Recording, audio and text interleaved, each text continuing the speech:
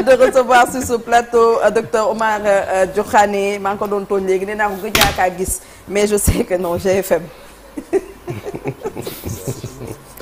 non mais sérieusement yéen ñi ngi leen di wax waxu coupure de salaire 10 à 15% pareetuñu si wax yooyu ngeen di sànnante ay bic. Chérif xam loolu yaa ko gis kenn gisul. mi si gis nañ ko en tout cas doy na waar. Joxaane gis nga jaana ba mi nga xamoon ba léegi changé waaw nekk yàlla bu mu changé. dafa non waxal ma ko la nekk yàlla bu mu changé jaana bi ma xamoon jeune reporter. très très dégourdi génn ne ko yàlla bu mu changé. superbe la franchement non Joxaane sama xarit. sama sœur la moom. waaw vraiment kontaan naa si bu baax a baax di la dalal ak jàmm vraiment ci plateau bi gëj naa laa gis nag depuis les mardis du BTP.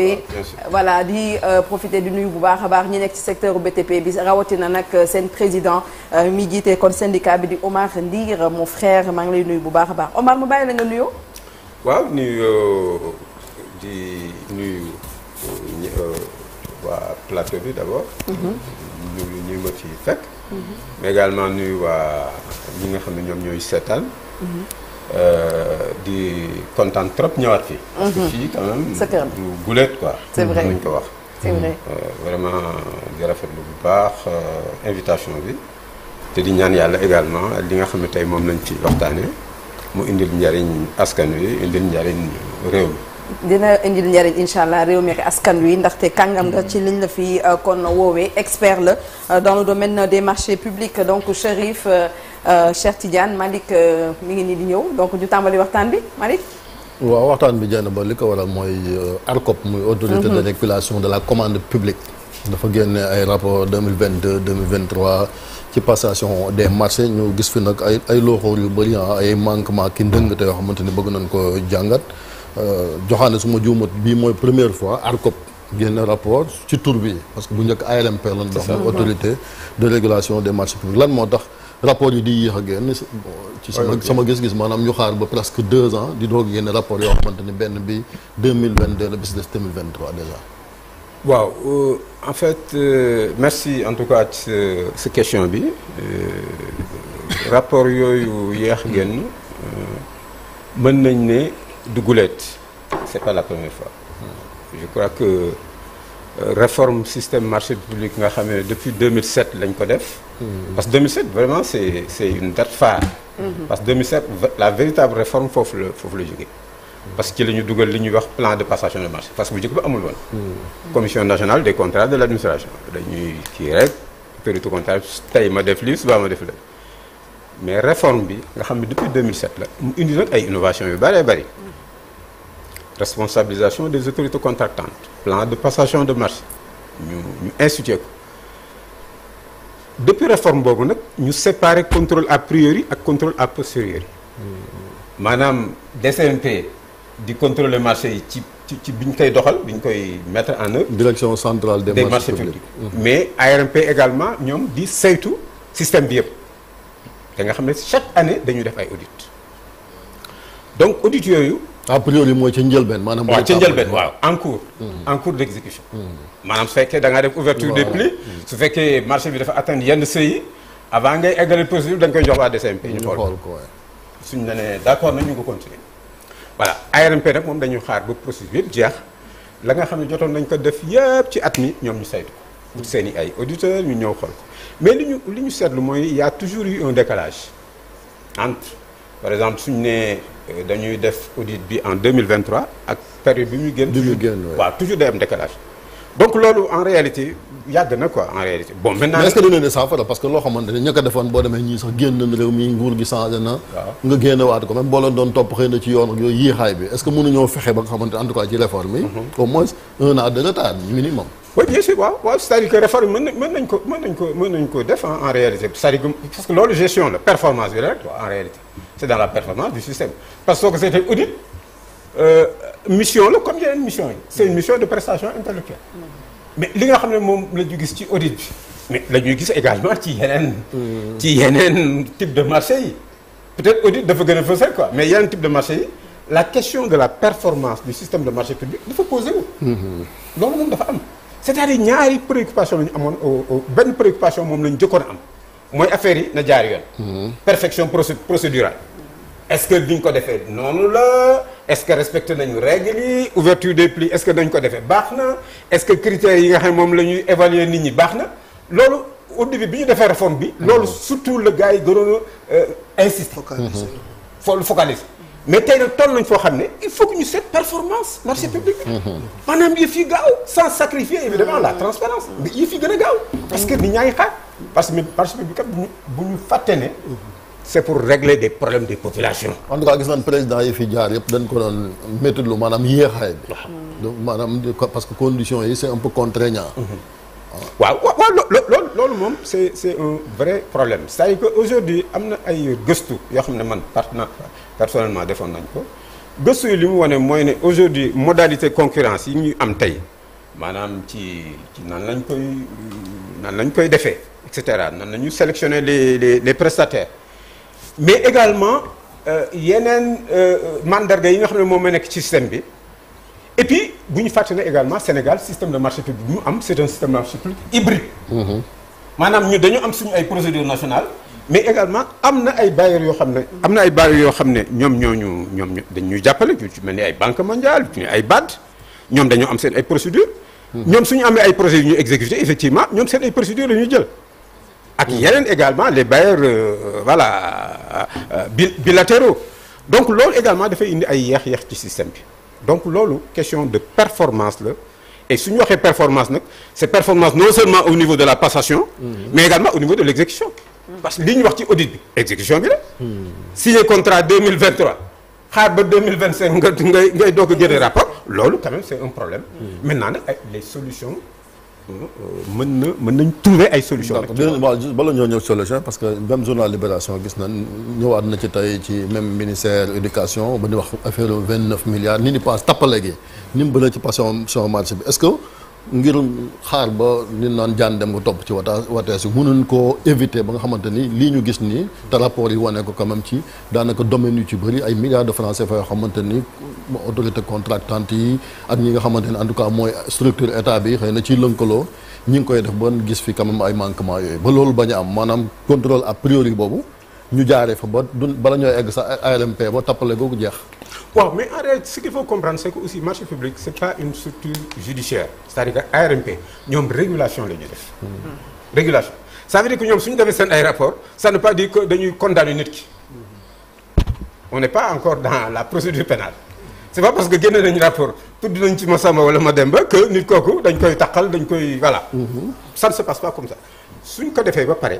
peut-être après yeneen structure mën na ci justice da ci am maanaam procureur rapport procureur war na ko mën a voilà justice mën na ci am yoon fekkee vraiment li ñuy wax ci audit le risque parce que audit ñetti jeexital la mën a am risque très faible risque moyen et risque élevé soo defee rapport bi auditeur bi nga xam ne moom mooy def opinion bi il faut que mu joxe ay opinion bi nag ci ñett fànn yooyu rek la mën a lalu benn bi mooy ne effectivement procédure bi amul problème le risque est très faible beneen bi mooy ne le risque est moyen quand c'est noté sur 2 suñ ko noté nag sur 3 ça veut dire que effectivement vraiment le risque est élevé su ko defee su boobaa mën na jël rapport bi jox ko justice su ko defee justice moom mën a xóotal mais audit moom du ne def nañu audit rek dañuy voilà on sort le couperet quoi. mais leen gis ci rapport bi est-ce que justice war koo mën a xool ak li nga fi dégg ci ay ndëngate.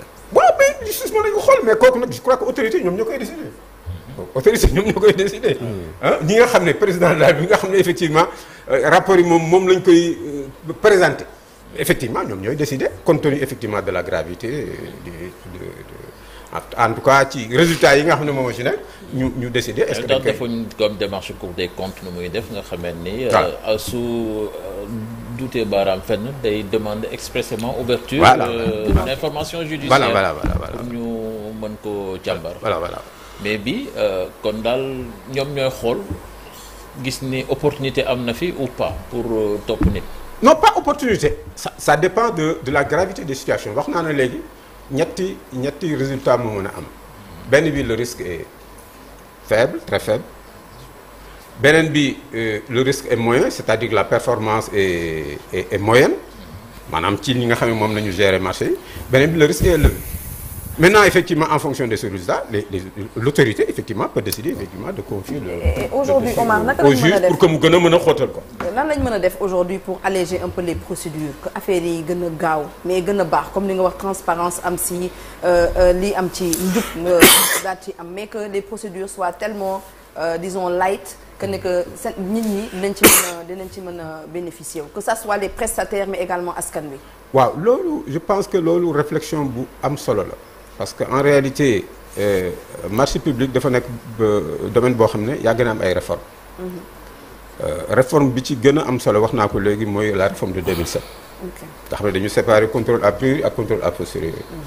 bon après su Wade je pense que 2011 2014 ak man 2021 nga xam ne dañoo jël partenariat public privé dugal ko ci biir code des marchés. yooyu aussi ay réformes la. mais la grande réforme de 2007. nga xam ne def na léegi plus de 10 ans loolu yàgg na. 20 ans waaw 20 ans aujourd'hui léegi. il faut que ñu réformer réforme boobu. parce que en réalité Sénégal le Sénégal n'est pas seul aussi dans cette affaire là. c'est-à-dire que UEMOA moom mooy génne ay directives. directive 4. sur la passation. directive 5. sur le contrôle et cetera. pays yi nga xam ne ñoom ñoo bokk UEMOA ñoom ñooy gis directives yooyu internaliser ko dugal ko ci seen biir réglementation. mais gis nañu tey effectivement laaj na ñu réforme bi surtout insister sur les questions de transparence. C'est ça. parce que aujourd'hui li ñu seetlu mooy ne soo jëlee par exemple ay marché de prestation intellectuelle ci ni ñu leen doon tànne. mooy lan noonu. maanaam par exemple un consultant. ok un boo xam ne bu war a def ay études. ok ou bien ñu jël koo xam ne effectivement dafay tàggat nit ñi. yooyu mooy marché prestation formation yooyu. marché de prestation intellectuelle gis nañ ne ci at yële passé méthode yi nga xam ne moom lañ leen di tànn 81% ci méthodes yooyu maanaam c'est des méthodes longues. ay méthodes yu gudd la. te loolu aussi war nañ ko réformer. 81% ay méthodes longues la. donc mu nekk loo xam ne effectivement mën nañ ko et puis chercheurs yi nga xam ne dañuy yëngatu ci wàllu marché public gis nañ ne la prochaine réforme il faut que ñu xool la structure organisationnelle. il faut que ñu xool les méthodes. il faut ñu xool également les ressources humaines. donc c'est les prochaines réformes en réalité soo demee Mauritanie par exemple la commission des marchés à un moment donné mais il n'était pas sous l'autorité de l'autorité contractante. commission le président de la commission des marchés le président moom moo koy nommé par décret su ko defee mu am ay ministères yu bari fii c'est pas le cas fii vous avez l'autorité contractante vous avez le président de la commission des marchés vous avez le président de la cellule de passation de marché. donc ils sont même s'il n'y a pas une relation hiérarchique mais il y a une coordination transversale donc mu nekk loo xam ne dañ ko war a seetaat indi ay yeneen réformes surtout méthodes yi les méthodes de sélection pour que yëf yi gën a gaaw évidemment sans sacrifier la transparence et voilà yeneen aspect lié à la gouvernance. Attends Malick vas-y. bon dañu gis ni aussi ci wàllu entente directe am na au moins 40% bu nga xamante ni budget bi moom moo ko absorbé donte dynamique de l'investissement public bi ARCOP mi ngi koy rafetlu mais mi ngi wax attention ni ñu dévier jëm ci entente directe yi aussi war nañ ko xoolaat. loolu lan nga ci. waaw en fait entente directe moom dafa nekk procédure boo xam ne dañ ko encadrer. entente directe du nekkul loo xam ne dañ ko war a dàq. parce que entente directe dinañ ko def fekkee. ki nga xam ne moom mooy yor service bi il est seul à le faire exclusivité beneen condition bi mooy ne urgence mais gis nañ ne code des marchés maintenant le premier ministre s'est dessaisi au profit du ministre des finances et puis beneen bi aussi marché complémentaire maanaam nga def benn marché bi jeexul am na loo xam ne prévoir ñu ko woon. voilà ñu war ko ci yokk kooku du ñu dem. ñu jëli keneen genre avenant yi. voilà du ñu jëli keneen. donc loolu kon entente rek mën nañ wax ne dañ ko prévoir ci biir code des marchés mais nag au début gisoon nañ ne amoon na par exemple ci avant ñuy def la réforme de 2007 entente directe pratiquement demoon de 70-80%. mais gis nañ ne après la réforme en fait les choses se sont inversées mais loolu nag li koy indi mooy lan. mooy plan de passation de marché. d'accord maanaam au départ. vers novembre décembre nga defar sa budget planifier say marché jël ay matukaay pour que pour que effectivement nga affaire yi bañ la bett. su ko defee ñi nga xam ne ñoom ñoo bëgg les candidats au marché mën a consulter plan de passation de marché mën a waajal seen bopp yow tamit nga jël ay matukaay pour que les gens ne soient pas obligés effectivement toujours de faire des ententes directes. évidemment des fois ententes directes yi 40% yooyu chiffre boobu mais chiffre mais vraiment bu jéggi dayoo la. parce que juste après la réforme mais egguñu woon foofu. dafa mel ni gars ñi dañ ciy xaw a. mais bien sûr dañu xaw a xaabaabal tuuti. bien sûr alors que ça doit être encadré. mais ça doit être encadré au lendemain de la réforme c'était 20% 80%. enfin 20% 80%. c'est-à-dire que 20% d'entente directe 80% des procédures ouvertes. mais le fait que ñu am 40% ça veut dire qu'effectivement là des fois. c'est des violations délibérées. Alors qu'il n'y a pas urgence. Mais bien sûr, voilà. Et puis urgence boobu comme j'ai dit li règle problème urgence boobu mooy les plans de passation de marché nga planifier ko. C'est ça. Planifier ko jël ay matukaay mais des fois effectivement c'est souvent des décisions délibérées effectivement voilà une volonté délibérée en tout cas de violer la réglementation surtout que gis nañ ne 2023 2022 2023 quand même c'était au Sénégal c'était des périodes quand même assez compliquées. mooy li ma la doon wax ci libération maintenant opacité autour de marché urgent dañ koo jàppee woon mais 29 milliards bari na ci marché bi gis nga marché censé avoir été enregistré le 29 septembre 2022 alors qu'il a été notifié le 31 octobre 2022 mooy même année bi. malgré l'urgence brandie plus de 5 ans après gis nga ko ba léegi jafe-jafe yaa ngi ciy am gis nga ANAM tamit muy benn kuréel goo xam mooy agence nationale maritime 548,7 millions de francs CFA yoo xam te benn vedette la ne woon dañ koy jënd ba léegi du réception wu noonu vedette bi. auditeurs yi loolu ils ont mis. waaw xaalis te gisul maanaam fay nañ te gisul li nga xamante ni mooy vedette bi. et on comprend lu tax état ne da ngay liggéey ba pare ñu lay doog a fay en fait. parce que généralement ci marché yi loolu l'état paie après exécution. généralement am na yoo xam ne di nga am avance de démarrage. mais avance de démarrage bi également su amee il faut que nga cautionner ko. c'est ça ay caution par exemple fekkee am naa il faut nga cautionner ko au moins à 100%. si et puis caution boobu soo ko defee surtout ci marché du travail mais après da nga koy fay. c'est ça parce que avance de démarrage mooy dañ lay jox xaalis. boo xam ne liggéeyoo ko. donc ça veut dire que en cours d'exécution du marché effectivement il faut que loolu yow nga rembourser. ñoom secteur ñoom jaay na bi nag mooy BTP bi dafa mel ni fa la coow bëri na. waaw mais parce que milliards yi aussi fa la. non bien sûr foofu moom. waaw mais secteur maanaam violation yi fépp la c'est dans tous les secteurs. c'est dans tous les secteurs maintenant nag c'est vrai que BTP nag moom moo gën a fës parce que là enjeu yi foofu la ëppee. c'est des marchés à milliards. des fois également mën na nekk ay problèmes de compétences également. compétence nag quand je dis compétence c'est d'un côté comme de l'autre. mais parce que dañu gis ñoo xam dañuy gagner marché mais amul maxaama pour gagner marché ndax xamul leen ci BTP wala ñu dem sous-traité ko. on le voit ici. waaw mais loolu nag ay violations délibérées la. en réalité yooyu c'est des violations parce que le code ne dit pas ça. c'est-à-dire que marché également dafa am nu mu war a demee. c'est-à-dire que marché dafa am ñetti phase. la phase de préparation du dossier. la phase d'attribution et la phase d'exécution. préparation du dossier. mooy yow nga seet marché bi nga définir say besoins lan laa bëgg mais soo définir say besoins ba pare mais nga définir également mandarga ki nga xam ne moom moo war a ñëw pour nekk maanaam soumettre une offre. par exemple sur des marchés de prestation intellectuelle parce que la marché de prestation intellectuelle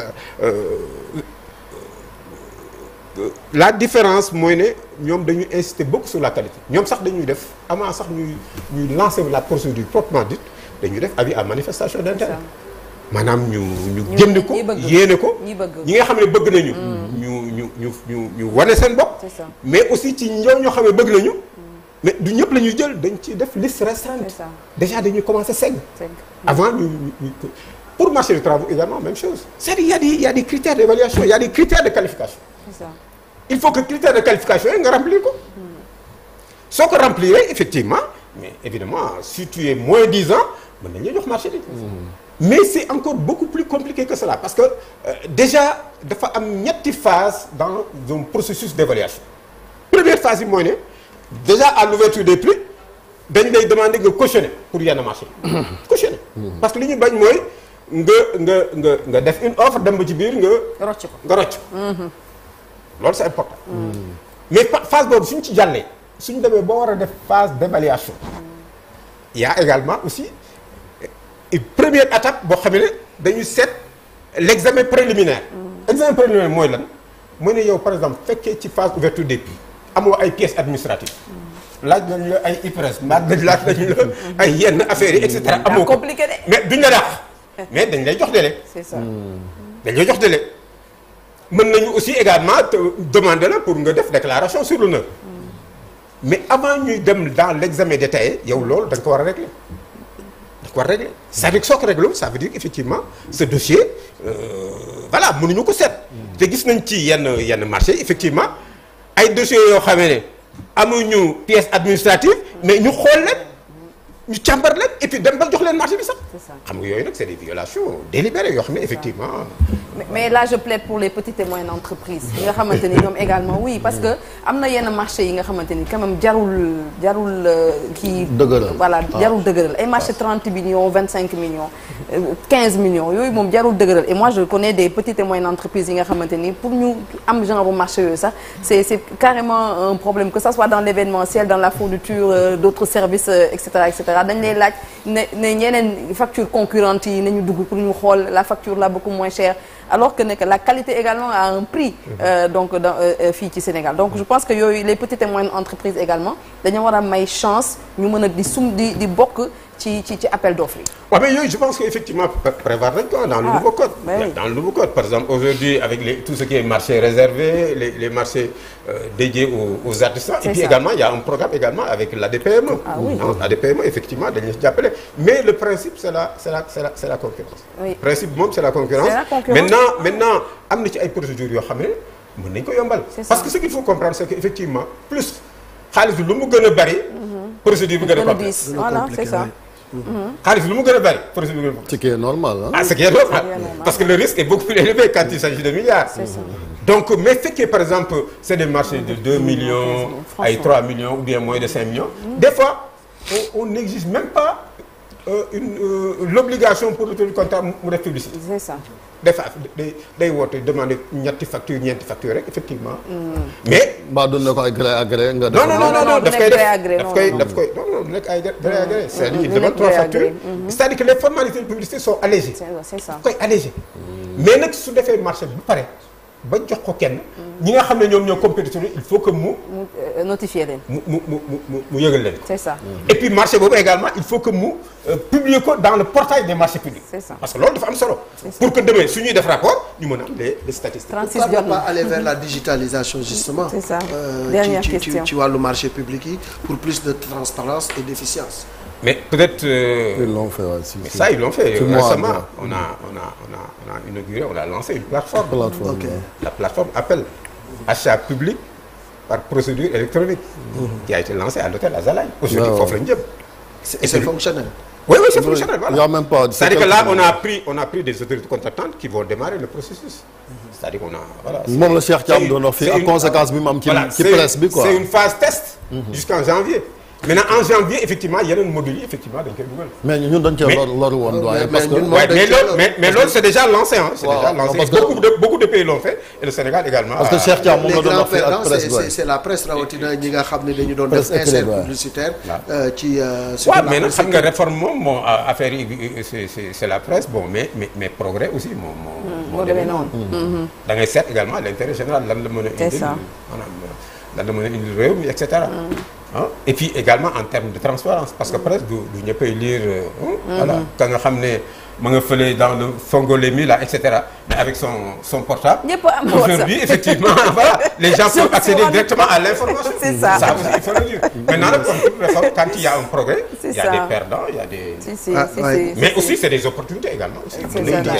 Il y a énormément d'opportunités. auditeurs yi maanaam ñiy dem di def. Dernière question Chérif. ñi def audit yi ñoom ay cabinet privé lan non. waaw ay cabinet privé dañu wax. yi ñu def audit du cabinet privé.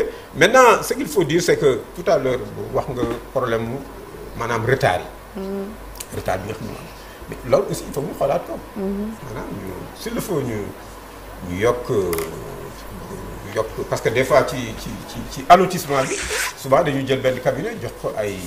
kii yu bari quoi. bare. ce qui fait que souvent c'est très lent peut-être que la solution.